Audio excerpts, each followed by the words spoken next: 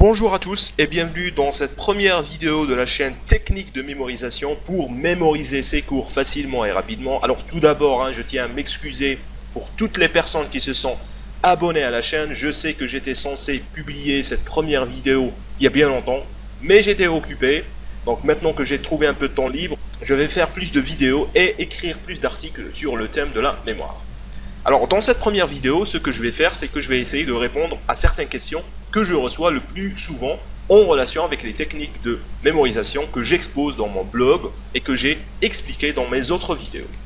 L'une de ces premières questions, c'est est-ce que tu transformes toutes les informations en images? Est-ce que tu transformes toutes les informations que tu cherches à mémoriser en images? Parce que comme vous le savez, le principe de base des techniques de mémorisation que j'expose est que on va prendre une information, on va la transformer en image et on va mémoriser les images qu'on a créées.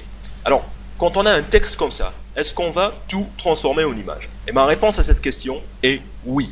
Si je devais mémoriser un texte qui ressemble à ça, je transformerais tout en image, que ce soit les tableaux, les formules, les symboles, les numéros, les chiffres, les titres, tout sera transformé en image. Cela va poser certains problèmes pour les gens qui débutent, parce que c'est assez compliqué de transformer les informations compliquées comme ça en images. Et c'est d'ailleurs pour ça que je conseille aux gens qui débutent avec ces techniques de mémorisation et qui ont un examen qui approche, par exemple un examen dans 2 à 4 semaines, je les conseille d'éviter carrément d'utiliser ces techniques.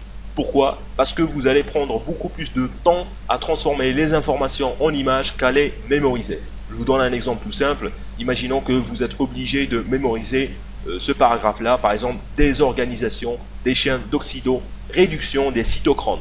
Si vous n'êtes pas habitué à transformer les informations en images, ça va vous prendre beaucoup trop de temps pour transformer cette information-là. Et vous allez avoir beaucoup de difficultés à transformer les passages compliqués en images. Donc je déconseille généralement aux gens qui ont des examens qui approchent d'utiliser les techniques que j'expose. Alors bien sûr, il y a une solution. La solution, je l'explique dans mon blog. Vous trouverez le lien en bas de la description. Pour les gens qui ont un examen qui approche et qui ne savent pas quelle technique utiliser, il y a certaines techniques qui sont beaucoup plus faciles que celle-là. Celle-là demande d'être maîtrisée. Évidemment, si vous avez un texte comme ça et si vous n'avez jamais essayé de transformer des informations en images, ça va vous prendre beaucoup trop de temps. Vous allez peut-être même passer une journée entière à transformer toutes ces informations en images. Et après, bien sûr, ça sera facile de les mémoriser, mais vous allez perdre beaucoup trop de temps. Deuxième question qui revient aussi très souvent, c'est combien de temps pour maîtriser ces techniques? Alors, comme je l'ai dit, ce qu'on fait, c'est qu'on va prendre des informations, les transformer en images, et une fois qu'on a l'image de l'information, le cerveau va automatiquement la mémoriser. Comme vous savez, je l'ai déjà expliqué dans les autres vidéos, le cerveau a tendance à facilement et rapidement mémoriser les images. Donc ce qu'il vous faut vraiment, c'est juste maîtriser et développer cette capacité de transformer les informations compliquées en images. Alors si vous avez un texte qui ressemble à ça, vous savez qu'il est beaucoup plus facile de mémoriser des images que de mémoriser le texte. Si par exemple vous me donnez les cours que vous voulez mémoriser et que je les transforme en images et que je vous donne les images, ça va être beaucoup plus facile pour vous de les mémoriser.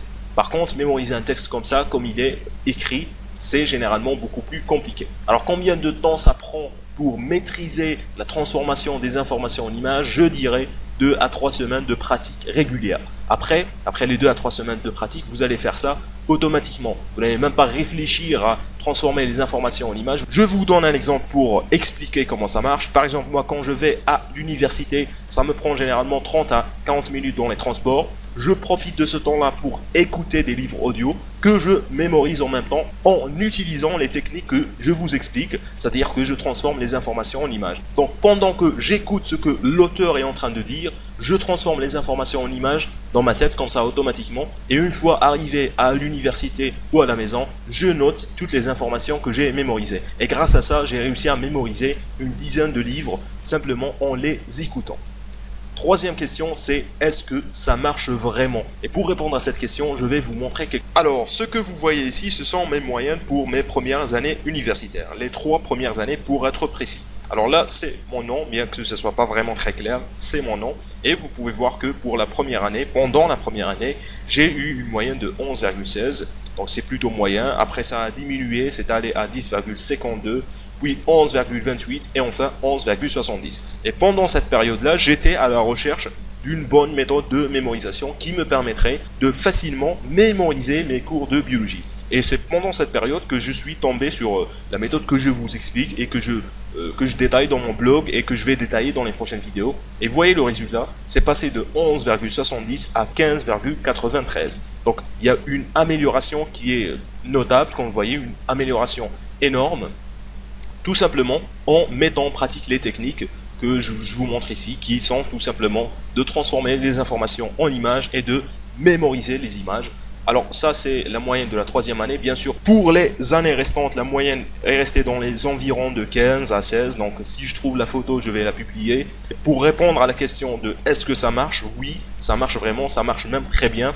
Et c'est pas que je travaille plus que les années précédentes, c'est pas que je travaille plus que les autres, c'est juste que j'ai compris comment mémoriser les informations et comment mémoriser les informations rapides. Donc oui, ça marche. Et maintenant que je suis plus étudiant, j'utilise encore ces techniques pour mémoriser les cours que je dois donner aux élèves, pour mémoriser des citations, des livres, des formations, pour mémoriser les noms des personnes, pour mémoriser des numéros. Donc j'utilise encore et toujours cette méthode de mémorisation. Et d'ailleurs, je ne me vois pas revenir à l'ancienne méthode que j'utilisais et qui ne marche vraiment pas. Je préfère utiliser cette méthode-là et je pense que je vais toujours continuer à utiliser cette méthode-là. Alors les 3 questions auxquelles j'ai essayé de répondre dans cette vidéo sont: est-ce que tu transformes toutes les informations en images? Oui, et je vais vous montrer comment faire ça dans les prochaines vidéos. Combien de temps pour maîtriser ces techniques? Je dirais 2 à 3 semaines de pratique régulière. Comme je l'ai expliqué, ce qui est vraiment difficile à maîtriser, c'est le fait de transformer les informations en images. Une fois que vous aurez développé cette capacité, le reste, ça sera vraiment facile de le maîtriser. Et enfin, est-ce que ça marche vraiment? Oui, ça marche. Si vous vous entraînez à utiliser ces techniques, vous allez avoir des résultats très surprenants.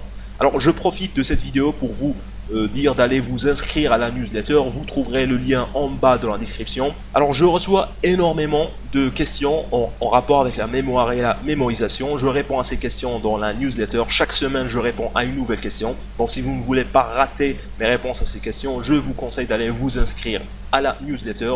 J'ai aussi créé une page Facebook consacrée à la mémoire, à la mémorisation. Donc je vous conseille d'aller visiter cette page. Le lien est aussi en bas dans la description. Dans cette page, vous pouvez me poser vos questions sur la mémoire, la mémorisation et les différentes techniques que j'expose dans mon blog. Donc voilà, c'est la fin de cette vidéo et on va se retrouver pour une prochaine vidéo dans laquelle je vais vous expliquer les différentes techniques et les détailler pour vous et surtout vous montrer comment les utiliser pour mémoriser vos cours et vos leçons.